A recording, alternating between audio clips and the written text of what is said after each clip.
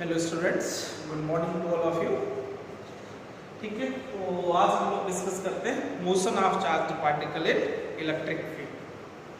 Motion of charge particle, motion of charge particle in uniform electric field.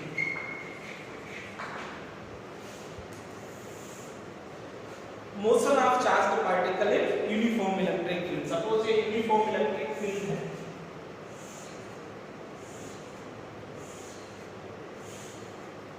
Electric field है, uniform electric field है। इसकी वजह से होगी कोई ना कोई यहाँ पर चार्ज हो, जिससे या चार्ज या इनफाइनाइट चार्ज सीट की वजह से यूनिफॉर्म इलेक्ट्रिक फील्ड प्रोड्यूस होता था। तो यूनिफॉर्म इलेक्ट्रिक फील्ड है, इसमें मान लो सपोज हमने कोई क्यू चार्ज प्लेस किया। ठीक है, आपको पता है कि इलेक्ट्रिक फील्ड में कोई हम क्यू चार्ज प्लेस करेंगे तो उस पे क्यूई फोर्स किधर लगेगा? फील्ड की डायरेक्शन में। अगर तो चार्ज कैसा है? पॉजिटिव चार्ज है, और नेगेटिव चार्ज होगा तो क्यूई फोर्स किधर अप्लाई होता है? फील्ड की अपोजिट डायरेक्शन में। सपोज हमने यहाँ पे क्यू चार्ज स्मॉल एम मास का कोई एक चार्ज क्यू है जिसका मास स्मॉल एम है, और इनिशियल रेस्ट में हमने रख दिया initial velocity is 0, U equal to 0। तो electric force acting on charge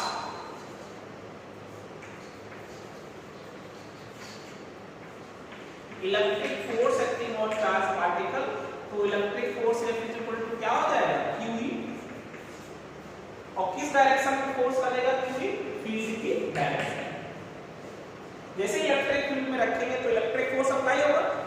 F is equal to क्या फॉर्मूला होता था? QE प्लस चार्ज पे QE फोर्स फील्ड की डायरेक्शन में, और माइनस Q चार्ज पे QE फोर्स अपोजिट डायरेक्शन में। ठीक है, तो एक्सीलरेशन ऑफ पार्टिकल कितना हो जाएगा? सो एक्सीलरेशन ऑफ पार्टिकल,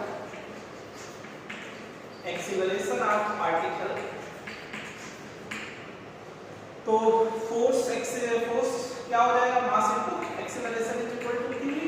तो एक्सीलरेशन ऑफ पार्टिकल क्या बन जाएगा? QE बाय, तो velocity of particle after t second कितना आ जाएगा? Speed of particle after t second, velocity of particle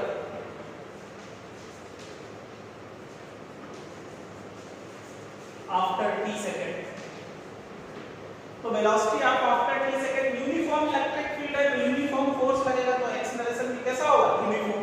और यूनिफॉर्म एक्सीलरेशन होगा तो इक्वेशन ऑफ मोशन अप्लाई कर सकते हो आप। फर्स्ट इक्वेशन ही लगा लो, क्या होगा? v is equal to u plus at, तो v is equal to u to 0 plus a कितना है? qe by m into v। तो वेलोसिटी आफ्टर t सेकंड कितना बन जाएगा? qe by m into v। Velocity after t second है ना, ऐसे kinetic energy of particle after t second, kinetic energy of particle after t second. तो kinetic energy of particle after t second, तो kinetic energy क्या होगा? Half mv²। तो kinetic energy is equal to क्या बन जाएगा? हाफ m, और v की वैल्यू कितना है? qe by m into t का होल स्क्वायर। तो काइनेटिक एनर्जी कितना आ जाएगा? Half m q square e square by m square into e square. तो एक m कैंसिल हो जाएगा, कितना आ जाता है? q square e square by 2m into t square. ये है kinetic energy after t second. अब displacement of particle after t second, अगर जो आप चाहें डिस्प्लेसमेंट ऑफ पार्टिकल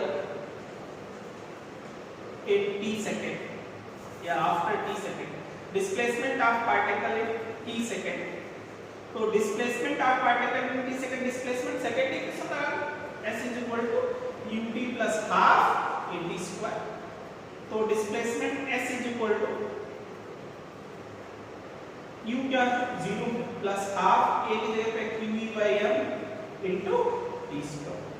तो डिस्प्लेसमेंट आफ्टर t सेकंड है ना, डिस्प्लेसमेंट चाहो तो d से रिप्रेजेंट कर सकते हो। डिस्प्लेसमेंट मान लो d है, तो D इज इक्वल टू कितना आ गया, हाफ, या आप लिख सकते हो QE by 2m into T square. तो ठीक है, यूनिफॉर्म इलेक्ट्रिक फील्ड में किसी चार्ज को आप प्लेस करोगे या इनिशियल वेलोसिटी देके तो भी वैसे ही सॉल्व करना है, ठीक है। तो हमने Q चार्ज को जिसका मास स्मॉल m है इलेक्ट्रिक फील्ड में रखा, तो जैसे रखें तो उस पे इलेक्ट्रिक फोर्स अप्लाई होगा, इलेक्ट्रिक फोर्स अप्लाई होगा तो एक्सीलरेशन होगा, एक्सीलरेशन होगा। देखो यूनिफॉर्म इलेक्ट्रिक फील्ड था तो यूनिफॉर्म फोर्स होगा, यूनिफॉर्म एक्सीलरेशन होगा, यूनिफॉर्म एक्सीलरेशन होगा, तो इक्वेशन आप बोल सकते हैं velocity after t second, kinetic energy after t second और ये displacement after t second. Suppose from equation जैसे kinetic energy after t second क्या फॉर्मूला था, काइनेटिक एनर्जी का हाफ या kinetic energy q square e square by 2m into t square, ठीक है। तो kinetic energy K is equal to, है ना, कि आप इसको QE by 2m into t square और QE अलग कर दो, ये किसकी वैल्यू है बताओ, डिस्प्लेसमेंट, है ना। तो काइनेटिक एनर्जी को आप ऐसे भी लिख सकते हो, है ना। तो ये d बन गया और q इनटू e, आप चाहो तो इसको ऐसे लिख सकते हो QE इनटू d, है ना। तो काइनेटिक एनर्जी का फॉर्मूला, और ये हम लोग आगे पढ़ेंगे अभी कि E इनटू d क्या बन जाता है, इलेक्ट्रिक पोटेंशियल। अब ये क्या है, नेक्स्ट चैप्टर आज स्टार्ट करेंगे हम लोग इलेक्ट्रिक पोटेंशियल। तो इलेक्ट्रिक पोटेंशियल और इलेक्ट्रिक फील्ड में क्या रिलेशन है, तो electric field into distance displacement करेंगे तो इलेक्ट्रिक पोटेंशियल हो जाता है, ठीक है, इलेक्ट्रिक पोटेंशियल। तो काइनेटिक एनर्जी का फॉर्मूला Q इनटू b भी आ गया, ठीक है। तो motion of charge particle in electric field पढ़ रहे थे हम लोग, जैसे हमने किसी चार्ज, ठीक है, किसी इलेक्ट्रिक यूनिफॉर्म इलेक्ट्रिक फील्ड में कोई Q चार्ज रखा तो उस पे इलेक्ट्रिक फोर्स अप्लाई होगा, कितना इलेक्ट्रिक फोर्स अप्लाई होता है, E इलेक्ट्रिक फील्ड में Q चार्ज रखेंगे तो QE फोर्स फील्ड की डायरेक्शन में, और माइनस Q चार्ज रखेंगे तो QE फोर्स इलेक्ट्रिक फील्ड की अपोजिट डायरेक्शन में अप्लाई होगा, ठीक है। तो फोर्स देख लेंगे, एक्सीलरेशन आ जाएगा, एक्सीलरेशन आ जाएगा तो velocity after t second, displacement after t second और kinetic energy after t second. इसमें पूछा होगा तो यही यूज करेंगे। पोटेंशियल के टर्म में काइनेटिक एनर्जी पूछा होता है, ये kinetic energy A equal to Q into B। B क्या है, इलेक्ट्रिक पोटेंशियल, अभी नेक्स्ट चैप्टर में हम लोग डिस्कस करेंगे। ये तो कब था, जब इलेक्ट्रिक फील्ड की डायरेक्शन में चार्ज पार्टिकल मोशन में हो या रख दिया जाए रेस्ट में हो, तब ये मोशन ऐसा था, ठीक है। इसी में एक केस और देखते हैं, वैसे इतना समझ आ गया होगा।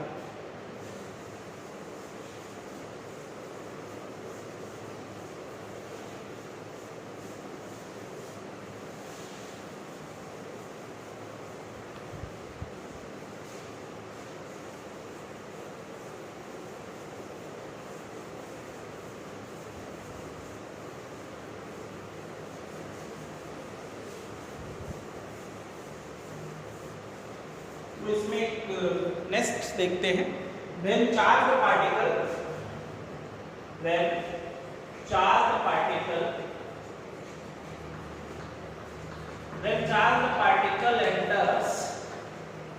enters perpendicular to the magnetic field, perpendicular to the electric field।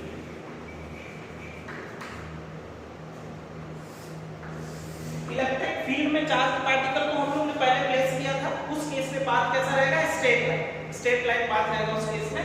अभी क्या है, when charge particle enters perpendicular to electric field, जैसे सपोज मान लो एक प्लेट है, ये सपोज पॉजिटिव प्लेट है और ये नेगेटिव प्लेट, तो इलेक्ट्रिक फील्ड डेवलप हो जाएगी दोनों प्लेट्स के बीच, डायरेक्शन पॉजिटिव टू नेगेटिव।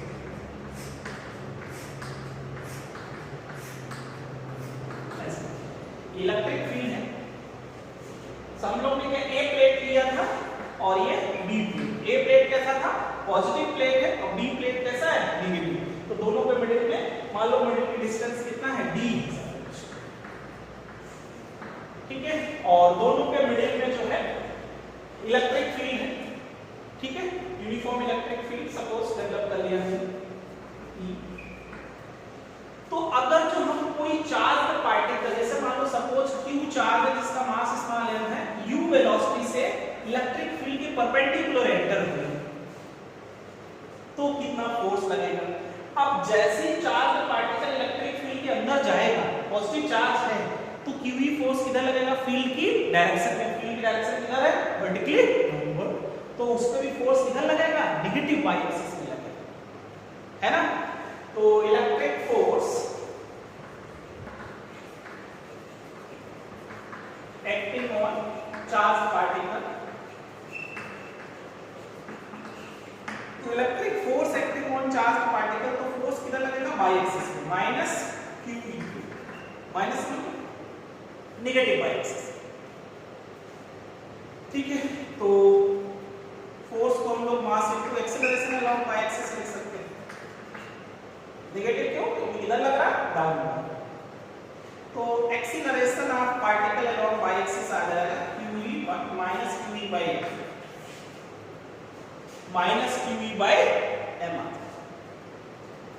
ठीक है। अब जैसे हम लोग बात करें velocity of particle after t second, तो जो फोर्स लगेगा, जैसे चार्ज पार्टिकल एंटर करेगा तो इलेक्ट्रिक फील्ड डाउनवर्ड है, तो फोर्स भी किधर लगेगा, वाई एक्सिस में।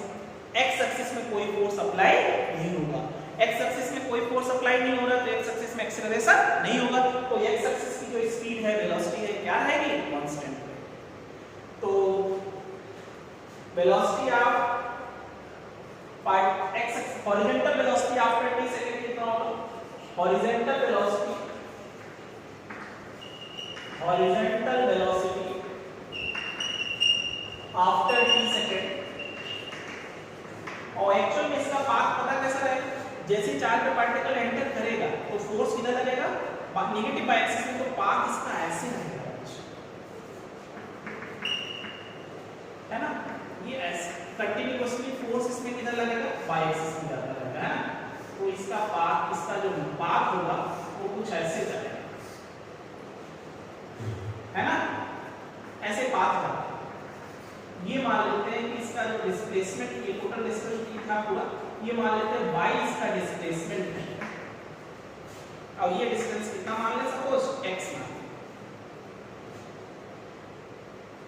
ठीक है, ऐसा है। तो जैसे हमने एंटर तो किया था perpendicular to electric field means x axis में, लेकिन फोर्स किधर लगेगा, नेगेटिव y एक्सिस में, तो पॉजिटिव चार्ज किसकी तरफ जाएगा, नेगेटिव प्लेट की तरफ ही जाएगा, तो कंटीन्यूअसली अट्रैक्ट होता रहेगा किसकी तरफ, नेगेटिव प्लेट की तरफ। तो इसका पाथ जो है वो कैसा आता है, पैराबोलिक आता है। कैसे पैराबोलिक आता है, अभी इसको चेक करते हैं, पाथ कैसा आता है, पैराबोलिक, कैसे पैराबोलिक है चेक करते हैं, ठीक है। तो horizontal velocity after t second पूछेंगे, तो horizontal velocity after t second u ही वो चेंज नहीं होगा, लेकिन वर्टिकल वेलोसिटी चेंज हो जाएगी। Vertical velocity, vertical velocity after t second, तो vertical velocity after t second को v y is equal to u y plus t y into t, तो v y is equal to u y, तो zero था क्योंकि initial में कोई vertical velocity नहीं था, इनिशियली कैसा था, हॉरिजॉन्टल, और ये minus QE by m into t, तो vertical velocity after t second minus QE by m into t, ठीक है। तो वर्टिकल वेलोसिटी आ जाएगी ऐसे। Deflection angle after t second, है ना, तो ये किसकी डायरेक्शन है बताओ, हॉरिजॉन्टल वेलोसिटी की, ये किसकी डायरेक्शन होगी बताओ, जो है ये पाथ एक्चुअल में ऐसे मूव कर रहा होगा इस पाथ से, ठीक है। तो अब इसमें अगर हम लोग horizontal displacement after t second निकालें तो कैसे निकालेंगे, horizontal displacement, horizontal displacement after t second, तो horizontal displacement after t second s x equal to क्या होता है, ux t plus half ax t square, तो x इक्वल टू ux कितना है u और t प्लस ax तो क्या है, जीरो है, क्योंकि हॉरिजॉन्टल एक्सीलरेशन नहीं है, कौन सा केवल है, वर्टिकल एक्सीलरेशन है, तो हॉरिजॉन्टल एक्सीलरेशन जीरो रख देंगे, तो horizontal displacement u into t, vertical displacement after t second, vertical displacement after t second. तो vertical displacement after t second s by is equal to u by into t plus half a by into t square. Two directional motion में discuss करते थे। तो y is equal to u by कितना है, initial ये तो 0 था, minus half a by की जगह पे q e by m into t square। तो वर्टिकल डिस्प्लेसमेंट कितना, minus q e by 2m into t square। ऐसा है। अगर जो हम फर्स्ट इक्वेशन से t की वैल्यू सेकंड में रख लें,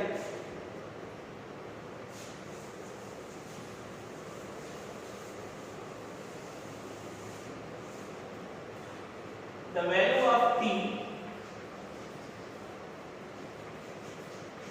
is equal to x upon e from equation first, from equation third put in equation 4, put in equation 4, तो 4 में रख दो, तो y is equal to minus qe by m 2m और t की जगह पे x square by u square. तो vertical displacement minus qe by 2m u square और x स्क्वायर। ये इक्वेशन किसके इक्वल है, पैराबोलिक। तभी हमने बताया था पाथ कैसा है, पैराबोलिक। दिस इक्वेशन किसको रिप्रेजेंट करता है, equation of parabola. y is equal to क्या होता था, 4ax स्क्वायर। कैसा है, parabolic. So path is parabolic.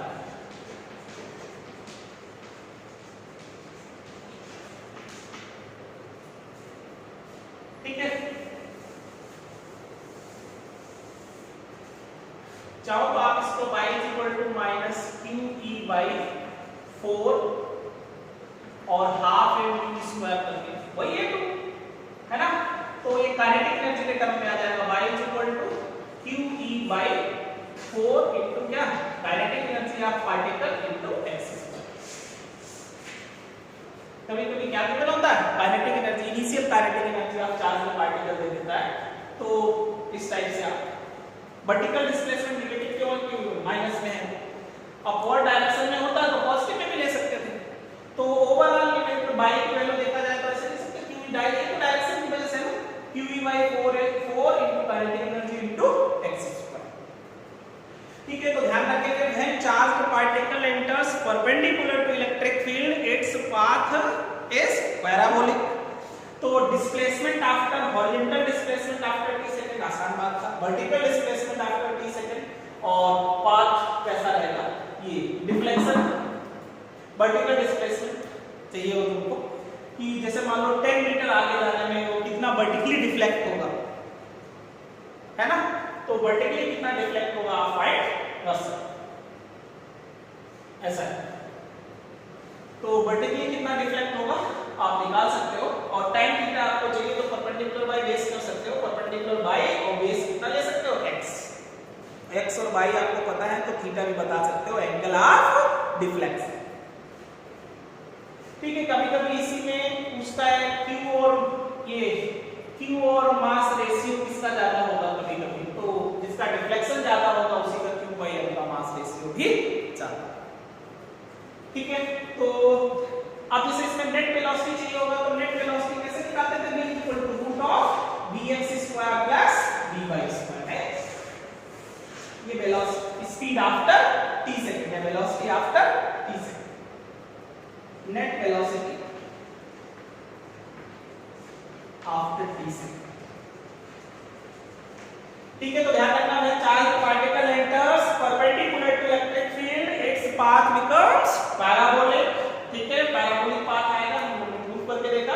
पहले ध्यान रखना कि जो जैसे ही एंटर करेगा तो फोर्स किधर लगेगा, y एक्सिस में, तो एक्सेलरेशन किसका होगा, y एक्सिस का, x एक्सिस का एक्सेलरेशन क्या होगा, 0। तो वर्टिकल वेलोसिटी चेंज होगी, हॉरिजॉन्टल वेलोसिटी चेंज नहीं होगी। Horizontal velocity after t second में वही रहेगी, वर्टिकल वेलोसिटी t सेकंड बाद चेंज हो जाएगी। नेट वेलोसिटी चाहिए हो तो root of vx square plus vy square, वही इसकी तरीके केस बन जाएगा, मोशन इन अ प्लेन। ठीक है, थीटा चाहिए होता था तो tan theta is equal to क्या लेते थे, v by m r dx, theta निकल आता था। तो ध्यान रखेंगे। और ये हम लोग ने horizontal displacement after t second, vertical displacement दोनों को इक्वेट कर दिया। तो जो इक्वेशन आई पाथ की वो कैसी है, पैराबोला के सिमिलर है। तो इसमें बेसिकली न्यूमेरिकल लोग y पूछ सकता है, डिफ्लेक्शन y एक्सिस का डिफ्लेक्शन है ना, तो आप निकाल सकते हो। काइनेटिक एनर्जी के टर्म में काइनेटिक एनर्जी पता हो तो ये यूज करना, स्पीड भी पता ये यूज कर सकते हो, ठीक है।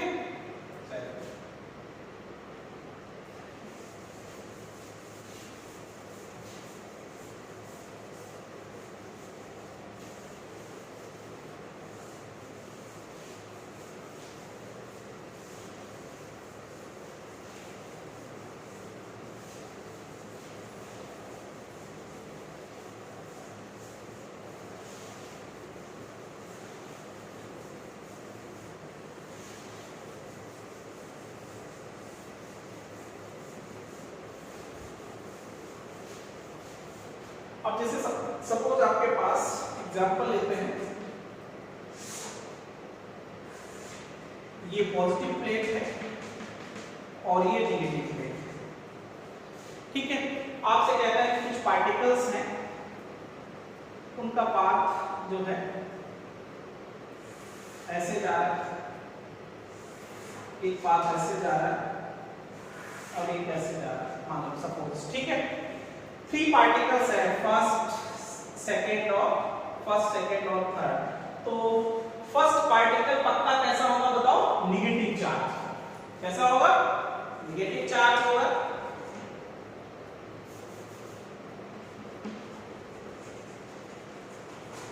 और ये दोनों कैसे होंगे, पॉजिटिव, ठीक है। सपोज आपके पास एक इलेक्ट्रॉन है, एक प्रोटॉन है और एक अल्फा पार्टिकल। अल्फा पार्टिकल ये है इलेक्ट्रॉन और ये प्रोटॉन।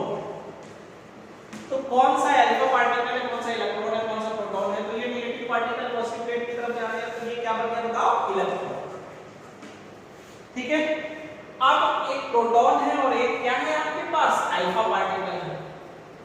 तो प्रोटॉन की बात करो और इसकी अल्फा पार्टिकल, तो अल्फा पार्टिकल पे जो है तो ये तुम्हारे पास क्या हो जाएगा बताओ, प्रोटॉन, और ये क्या बन जाएगा, अल्फा पार्टिकल, क्योंकि इसमें डिफ्लेक्शन ज्यादा है, तो इसमें चार्ज और मास रेशियो क्या आएगा, ज्यादा है, ठीक है। क्योंकि आपको पता है अल्फा पार्टिकल पे प्रोटॉन अगर यहाँ पे चार्ज e के बराबर रखेंगे, मास m, तो अल्फा पार्टिकल के लिए कितना हो जाता था बताओ, ये 2e और इधर कितना बन जाएगा, 4m,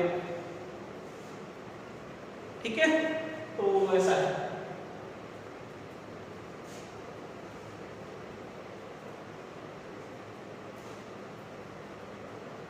तो इस टाइप से आप सॉल्व कर सकते हैं आप डिफ्लेक्शन, है ना।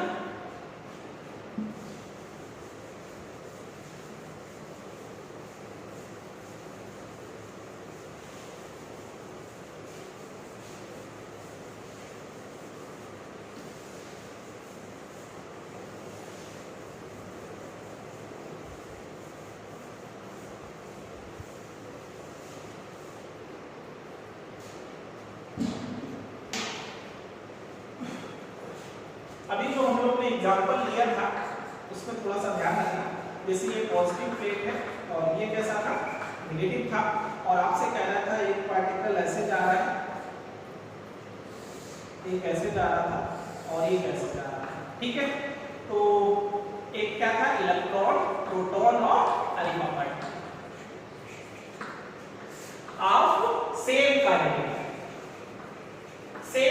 एनर्जी था दोनों का, है ना, दोनों का सेम काइनेटिक एनर्जी ऐसा गिवन था। तो फिर समझ गए ना, same kinetic energy, deflection y equal to क्या फॉर्मूला था बताओ, माइनस कितना था, qe, है ना, बाय 2m, और या तो काइनेटिक एनर्जी में तो 4 into kinetic energy into x², ये फॉर्मूला यूज कर लेना, है ना। तो फिर आपके पास पता जिसका चार्ज ज्यादा होगा उसमें डिफ्लेक्शन ज्यादा होगा, है ना। तो चार्ज किसका ज्यादा होता है, अल्फा पार्टिकल का, तो ये बन जाएगा अल्फा पार्टिकल, और ये है प्रोटॉन और ये था इलेक्ट्रॉन। लेकिन अगर तो सेम काइनेटिक एनर्जी ना गिवन हो तो फिर अल्फा पार्टिकल में तुमको पता है इसके चार्ज कितना लेते थे, e, और मास कितना लेना, मान लो इलेक्ट्रॉन का मास आपको पता है 9.1 × 10⁻³ किलोग्राम, और ये तो आपको पता है 1.6 × 10⁻⁹ और प्रोटॉन पे तो चार्ज तो वही होता है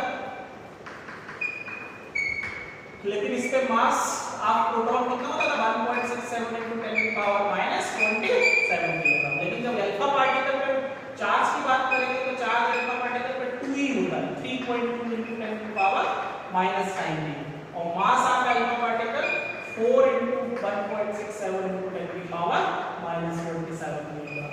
ऐसे लिखा, ठीक है। फिर सॉल्व करना पड़ेगा डिफ्लेक्शन किसमें ज्यादा आ रहा है चेक करो। अगर तो सेम काइनेटिक एनर्जी देती है तो चेक करने की जरूरत नहीं है, काइनेटिक एनर्जी सेम है तो यूनिफॉर्म इलेक्ट्रिक फील्ड तो है, तो केवल जो चार्ज है ना उसी के डायरेक्टली प्रोपोर्शनल आ जाएगा, है ना। तो जिसका चार्ज ज्यादा होगा उसमें डिफ्लेक्शन ज्यादा होगा, और किस डायरेक्शन में जाएगा वो तो पॉजिटिव चार्ज है या नेगेटिव चार्ज है उसी से पता चल जाएगा, ठीक है, ध्यान रखना।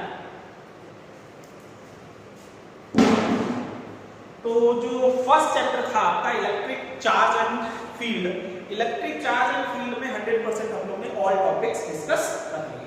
तो अब हम लोग जो है नेक्स्ट चैप्टर स्टार्ट करते हैं, इलेक्ट्रिक पोटेंशियल एंड कैपेसिटेंस।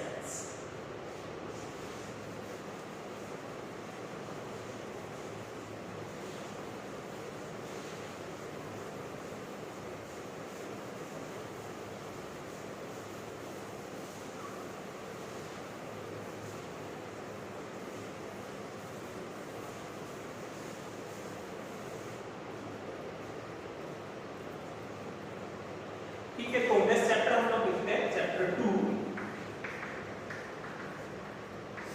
कौन सा, electric potential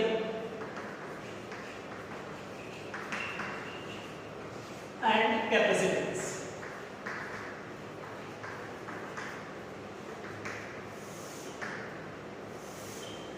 electric potential and capacitance, ठीक है। तो ठीक है, इलेक्ट्रिक पोटेंशियल पे आते हैं। इलेक्ट्रिक पोटेंशियल डिस्कस डिफाइन करने से पहले हम लोग पहले देखते हैं electrostatic potential energy. Electrostatic potential energy,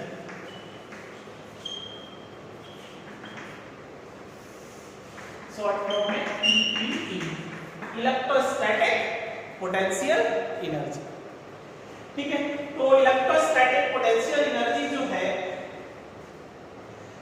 potential energy define केवल किसके लिए होता है, डिफाइंड ओनली कंजर्वेटिव, है ना। डिफाइंड आपको पता है पोटेंशियल एनर्जी किसमें पड़ता है, gravitational potential energy, electric potential energy. क्यों, क्योंकि ग्रेविटेशनल फील्ड भी कैसा है, कंजर्वेटिव फील्ड है, और इलेक्ट्रिक फील्ड भी कंजर्वेटिव फील्ड होता है। तो डिफाइंड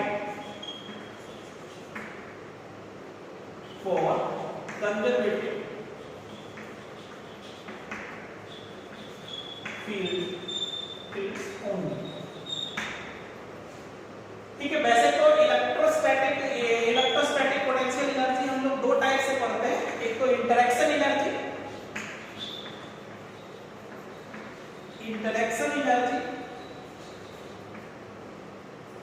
और प्लस सेल्फ एनर्जी। तो इंटरेक्शन एनर्जी और सेल्फ एनर्जी दो टाइप से हम लोग पढ़ते हैं इलेक्ट्रोस्टैटिक पोटेंशियल एनर्जी, लेकिन बेसिकली अभी हम लोग किसकी बात करते हैं, इंटरेक्शन एनर्जी। सेल्फ एनर्जी थोड़ा सा रुके पढ़ेंगे। इंटरेक्शन एनर्जी क्या है, इंटरेक्शन एनर्जी कह सकते हो energy required to assemble the system from infinity to present position, है ना। इंटरेक्शन एनर्जी क्या है, energy required to assemble the system from infinity to present state।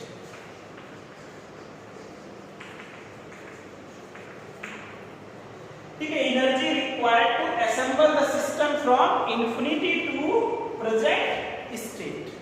Interaction energy समझ, जैसे कोई चार्ज है, ये कोई चार्ज है, तो चार्ज के चारों तरफ उसका फील्ड होगा, है ना।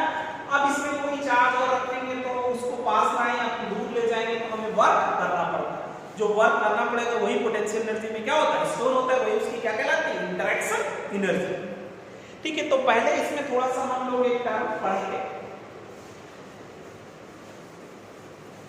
इलेक्ट्रोस्टैटिक पोटेंशियल एनर्जी, ध्यान रखना दो टाइप से हम लोग पढ़ेंगे, और पोटेंशियल एनर्जी डिफाइन केवल किसके लिए होती है, कंजर्वेटिव फील्ड्स होने के लिए, और जो है इलेक्ट्रोस्टैटिक पोटेंशियल एनर्जी में दो टाइप से पढ़ते हैं, इंटरेक्शन एनर्जी और सेल्फ एनर्जी। इंटरेक्शन एनर्जी क्या है, energy required to assemble the system from infinity to present position, जैसे टू चार्ज सिस्टम है Q1 Q2 वाला, है ना, तो दोनों को कहां से, इंफिनिटी से लाके असम्बल करना। ठीक है, पहले हम लोग एक टर्म पढ़ते हैं, इलेक्ट्रोस्टैटिक पोटेंशियल एनर्जी डिफरेंस। देखिए थोड़ा सा,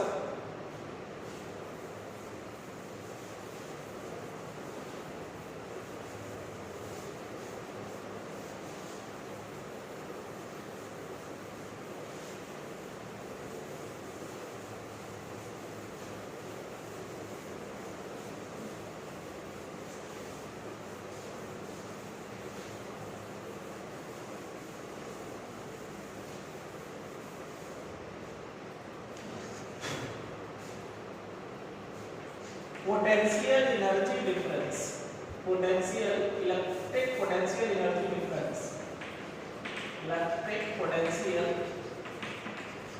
energy difference.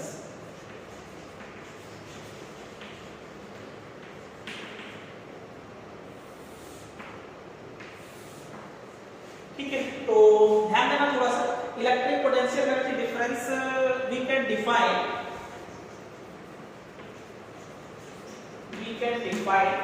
electric potential energy difference, electric potential energy difference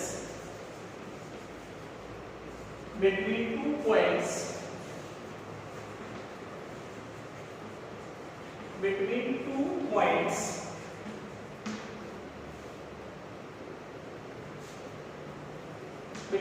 points as work required to be done, work required to be done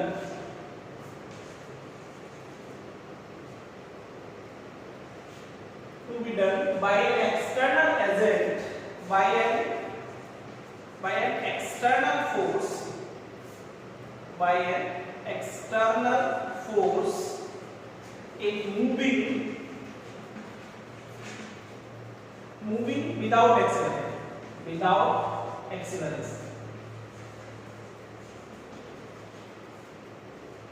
moving a charge Q,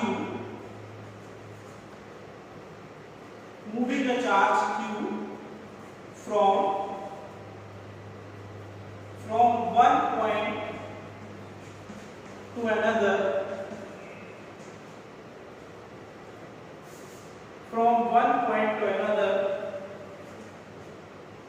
in electric field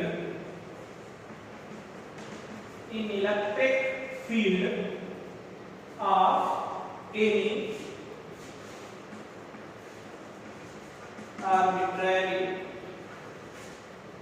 any arbitrary charge configuration.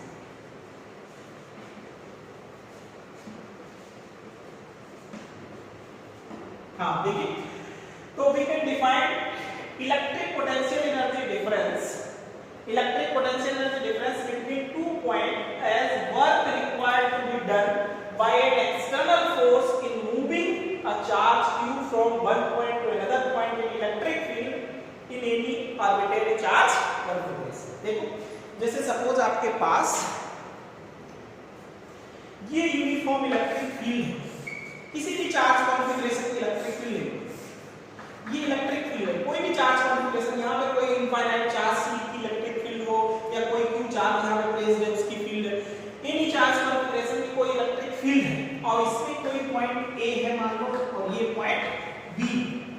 अब Q charge को हमें यहाँ से यहाँ तक ले जाना है, क्या लिखा हुआ है देखो, potential energy difference between 2 points जो है वो work required to be done by an external force in moving a charge Q from one point to another point. ठीक है बेटा, तो देखो होता क्या है, जैसे इलेक्ट्रिक फील्ड में रखेंगे इस पे इलेक्ट्रिक फोर्स आगे की तरफ लगेगा, ये फोर्स किधर लगेगा, फील्ड के डायरेक्शन में, और पता है इक्विलिब्रियम में ले जाता है, क्या लिखा है, विदाउट एक्सेलरेटिंग। विदाउट एक्सेलरेटिंग का मतलब कि कांस्टेंट वेलोसिटी से जा रहा है ना, क्यों, जितना फोर्स इस पे इलेक्ट्रिक फोर्स लग रहा होगा उतना ही उस पे क्या लगाते हैं, एक्सटर्नल फोर्स, ताकि वो किसमें जाए, इक्विलिब्रियम में। अगर इक्विलिब्रियम में नहीं जाएगा, एक्सेलरेट होगा तो स्पीड बढ़ेगी, तो काइनेटिक एनर्जी भी बढ़ेगी, तो वर्क डन का कुछ पार्ट किसमें चला जाएगा, काइनेटिक एनर्जी में। लेकिन हम अभी केवल किसको डिफाइन कर रहे हैं, पोटेंशियल एनर्जी को, ताकि काइनेटिक एनर्जी में कोई चेंज ना हो। टोटल वर्क डन किसमें हम लोग ले लें, टोटल वर्क डन किसमें कन्वर्ट हो जाए, पोटेंशियल एनर्जी, इसलिए किसमें ले जाते हैं, विदाउट एक्सेलरेट। ठीक है, तो अब इसमें इलेक्ट्रिक फोर्स की भी फोर्स इधर लगेगा, लेकिन एक्सटर्नल फोर्स हम लोग कहां लगाएंगे, अपोजिट डायरेक्शन। और इक्विलिब्रियम में इसको ये एक्सटर्नल फोर्स थोड़ा सा जो है चेंज करके, जितना इलेक्ट्रिक फोर्स लगा उतना एक्स्ट्रा के इक्विलिब्रियम में जाए, यहां से यहां तक ले जाए, कोई पर्सन इसको प्रेस करे, यहां से यहां तक ले जाए इक्विलिब्रियम में, तो जो पोटेंशियल एनर्जी में potential energy change in potential energy जो है वो किसके इक्वल होगा, work done by external force. आप ये भी कह सकते हैं u final minus u initial, इसके इक्वल होगा वर्क डन बाय एक्सटर्नल। अगर जो आप कहते हो work done by electric force, तो फिर किसके इक्वल होता है पता है, potential energy initial minus final. Definition potential energy define करने से पहले हम लोग क्या डिफाइन करते हैं, पोटेंशियल एनर्जी डिफरेंस। भाई इन्फिनिटी से बात कराते हैं, पहले पोटेंशियल एनर्जी डिफरेंस बताते हैं, है ना। We can define electric potential energy difference between two point as work required to be done by an external force in moving a charge q from one point to another point in electric field of any charge configuration. कोई भी charge configuration उसकी electric field है, उसमें किसी charge को a point से b point तक ले जाने में वर्क डन, तो मान लो इसको यहां से यहां तक ले जाने में कितना एक्सटर्नल वर्क डन करना पड़ा, w एक्सटर्नल वर्क डन। वो एक्सटर्नल वर्क डन किसके इक्वल होगा, चेंज इन पोटेंशियल एनर्जी, मतलब final minus initial work done by external force. अगर जो work done by electric force करेंगे तो फिर क्या होगा, initial potential energy minus final potential energy. ठीक है, तो ध्यान रखना है भाई। देखो इलेक्ट्रिक फोर्स इस पे किधर लगता है इधर, और हम तो अगर जो हम इसको फ्री छोड़ देते तब तो ये क्या हो जाएगा, एक्सेलरेट हो जाएगा, काइनेटिक एनर्जी में चेंज होगी। ठीक है, तो हम इसको इक्विलिब्रियम में ले जाते हैं, एक्सटर्नल फोर्स को किधर लगाते हैं, अपोजिट में। ठीक है, समझ गए ना, तो ऐसा है।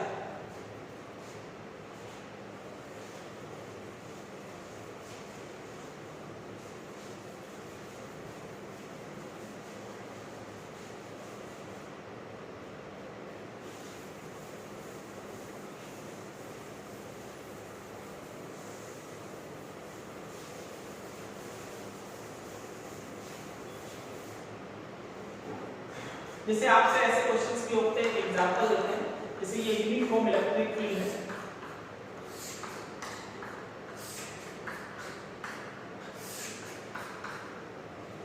यूनिफॉर्म इलेक्ट्रिक फील्ड है, ठीक, एक पॉजिटिव चार्ज है जिसको मान लो हम इधर ला रहे हैं, और एक नेगेटिव चार्ज है इसको भी इधर ला रहे हैं, और एक नेगेटिव चार्ज है जिसको इधर ले जा रहे हैं, ए बी और सी।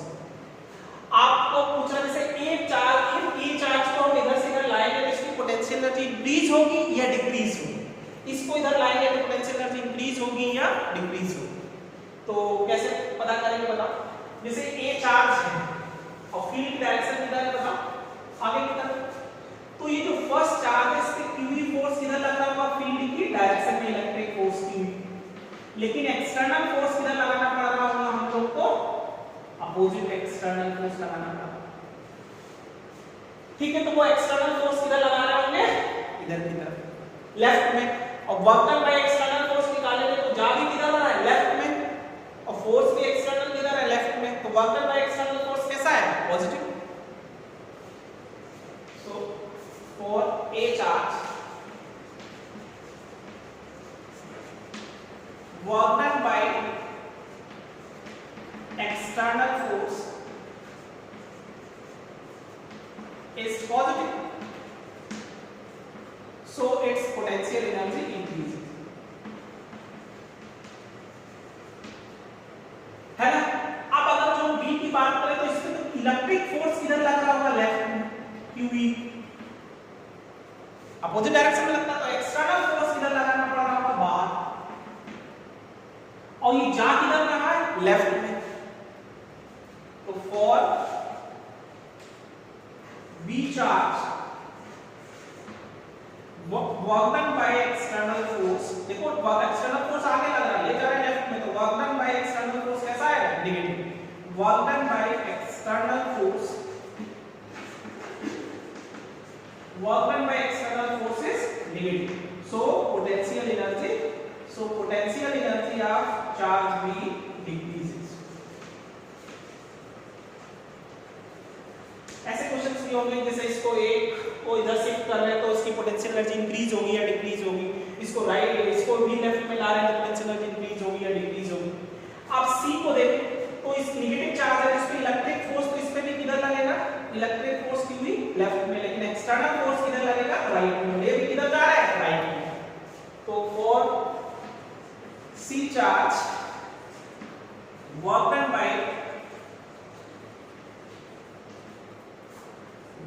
By external